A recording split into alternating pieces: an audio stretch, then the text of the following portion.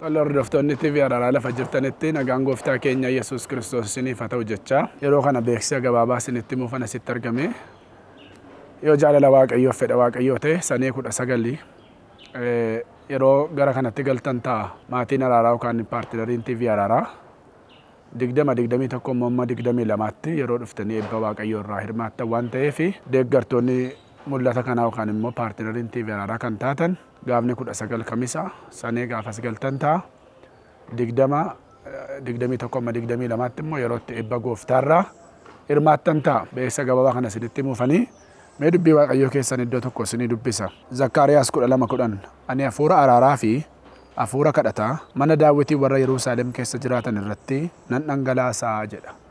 Ani hafuura araaraa fi hafuura kadhataa maatii Daawitii warra Yerusaalem keessa jiraatan irratti nan dhangalaasaa jedha. Eebbi Waaqayyoo, barakati Waaqayyoo, araarri Waaqayyoo, maatii Waaqayyoo isin irratti dhangalaa'a. Gooftaan irree araara isaa isinii diriirsa. Kottaa eebba Abrahaam irraa hirmaadhaa. Sagantaa kanarraa hirmaachuudhaa fi bilbila TV irratti isinii kaa'amuuni bilbilaatii galmaan isiniin jedha. Ilmi Waaqayyoo Yesuus Kiristoos isin haa eebbisu.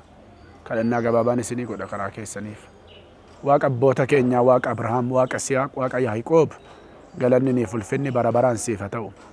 Jaalala kee fedha kee taanaan guyyaa irraa geenye irra gooftaa bara baraan ulfaadhu. Galanni si haa ga'u ilma Waaqayyoo. Galata argadhu Kiristoos Yesuus. Galata argadhu mootii ulfinaa. Galata argadhu Waaqa jaalalaa. Ammaa kaasee sin kadhadhaa. Maatii araaraa kan ta'an hundumaa guyyaa gaafa 19 kan dhufanii 22tti warra eebba kana hirmaataniif karaan isaanii humna dhiiga Yesuusiin haa qajeelu. Karaan isaanii humna dhiiga Yesuusiin haa qajeelu. Karaan isaanii humna dhiiga Yesuusiin haa qajeelu. Wanti isaan danqu duraa haa ka'u, kiyyoon diinaa haa ka'u, waraansamaan haa ka'u, qormaatemaan haa ka'u. Irreen gargaarsa Waaqayyoo isiniif haa diriiru. Irreen haraara Waaqayyoo isiniif haa diriiru. Humna dhiiga Yesuusiin. Ameen. Ameen. Ameen. Qophaa kottaa eebba gooftaa irraa hirmaadhaa. Eebbi gooftaa isin eegaa eebbifamaa. Maqaa Yesuus Kiristoos ilma Waaqayyootiin. Ameen. Ameen.